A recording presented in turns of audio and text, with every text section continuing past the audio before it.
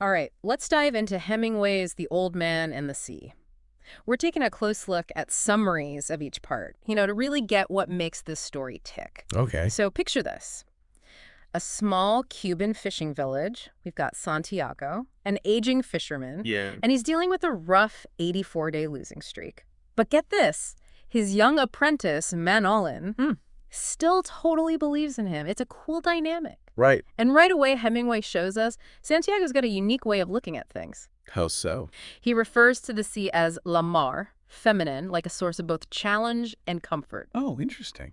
I thought it was interesting how he doesn't see it as an enemy, like, some younger fishermen might. What do you think about that? Well, I think it sets up this really fascinating tone for the whole story. It's like he's got this deep understanding and respect for the sea Right. that goes beyond just trying to, conquer it. Yeah. It's more about coexistence, learning from nature, not just dominating it. And that really sets the stage for his relationship with the marlin later on. Absolutely. It makes you think about Santiago differently. You could easily see him as just a struggling fisherman. Yeah.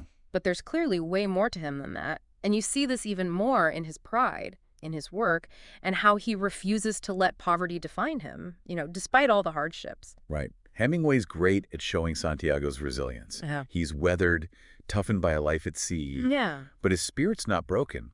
It's a real testament to his inner strength. And that strength is tested through his bond with Manolin. Even though Manolin's parents want him to fish with someone more successful, Right. he sticks with Santiago. It's pretty powerful loyalty. Their mentorship is such a beautiful part of the story. It's not just about fishing. No. It's about, legacy and respect, passing down wisdom. Absolutely. Santiago becomes like a father figure to Manolin, sharing his skills and his whole outlook on life. Their talks, the way Manolin looks after him, it's really heartwarming. It shows this deep human connection, which is also reflected in how Santiago sees nature.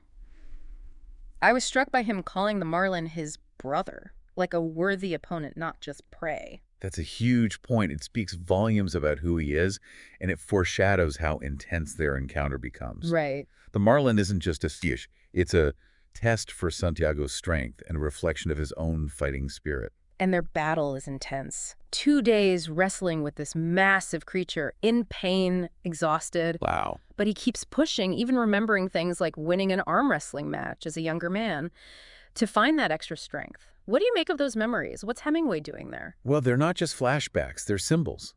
Santiago's drawing on his past wins, Interesting. reminding himself that he's strong, he's resilient. Yeah. It's like he's tapping into that youthful energy Exactly. to beat this ultimate challenge. It adds so much to his character, Yeah.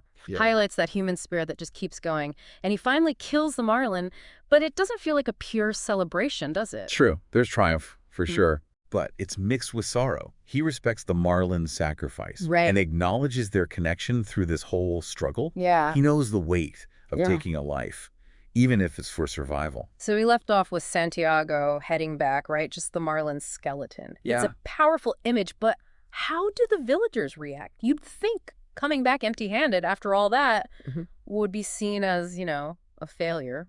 That's where it gets really interesting. He might not have brought back any meat, practically speaking, Right. but the sheer size of that skeleton, it blows them away. They're in awe. Yeah. And that says a lot about the fight Santiago went through, the strength it must have taken to bring down a creature like that. It's like a silent testament to his victory, something only he and those who understand the sea can truly grasp. Exactly.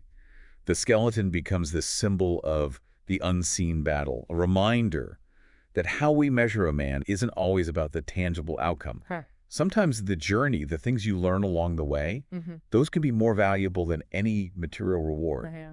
But I imagine, even with everyone's admiration, it's got to be tough for Santiago coming back with nothing after days at sea. Of course, there's a sense of loss, like maybe he could have done something different, Right. brought back more. But remember who Santiago is. Yeah. He's not driven by possessions, wealth.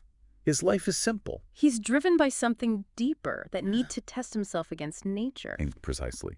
So in that way, not having a physical reward doesn't diminish what he achieved. It makes it even bigger. Yeah. It's a triumph of the human spirit, his resilience, pure determination. And he's got Manolin there to support him. He comes back completely drained, but Manolin's right there to help him recover. That's where their bond shines. Yeah. Manolin doesn't care about the missing marlin. Yeah. He sees Santiago's pain, his exhaustion, and just offers pure care, support. It's a beautiful role reversal. Yeah. Now Manolin takes care of Santiago, like reflecting the guidance he got in their relationship. Yeah, and it gives this sense of hope. They Yeah. talk about fishing together again, reaffirming their connection, like a hint that the mentorship, the adventures, will continue. It's interesting, though, even as Santiago's body heals, Yeah. his mind's still on that fight. He can't stop thinking about what he could have done differently to save the marlin from the sharks. That brings up a big question, doesn't it? The whole idea of success and failure. Right. Was it a failure because he couldn't bring back the prize? Or did he achieve something deeper? It definitely challenges how we usually see success. On the surface, he lost. Yeah. But he did something incredible, something the villagers can only understand through that skeleton. He pushed himself to the limit, showed strength and skill that most can only imagine. And through it all, Yeah. he kept his dignity, his respect for the marlin, that reverence for the sea. And it's during these moments we get those recurring dreams, the lions playing on those African beaches. What do those dreams mean to you? I see them as Santiago's youthfulness, that wild spirit inside him. His body might be aging, but his dreams take him back to this place of primal power. Like a promise of renewal, even in defeat? That spark of adventure never dies. Exactly, and that's what makes The Old Man of the Sea so timeless. It's not just about fishing. It's about the human spirit. Right. Our ability to find strength in the face of hardship, to find meaning, even when we lose. It's about the beauty of a fight well fought, no matter the outcome.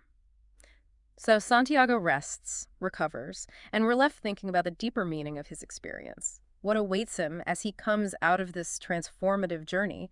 We'll get into that in the last part of our deep dive. We've been with Santiago through it all, his strength, his struggles, that deep connection to the sea. As he rests up, what stands out to you most about his journey? I think it's how Hemingway gives us this complex view of success and failure. Yeah. The empty boat, that marlin skeleton. At first they seem like, oh, he failed. Right. But through Santiago's eyes, they become something more. Like he won in a different way, not about what he brought back, but the spirit he showed through it all. Exactly. It reminds us that real success isn't always the stuff you can hold. It's the journey, the lessons, how you deal with tough times. And that resilience, it connects his story to everyone, really. We all face our own marlins in life, those huge obstacles that push us to our limits. Those times when you just want to quit, cut the line, and let go. Yeah. But Santiago shows us why you keep going. Push past what you think you can do.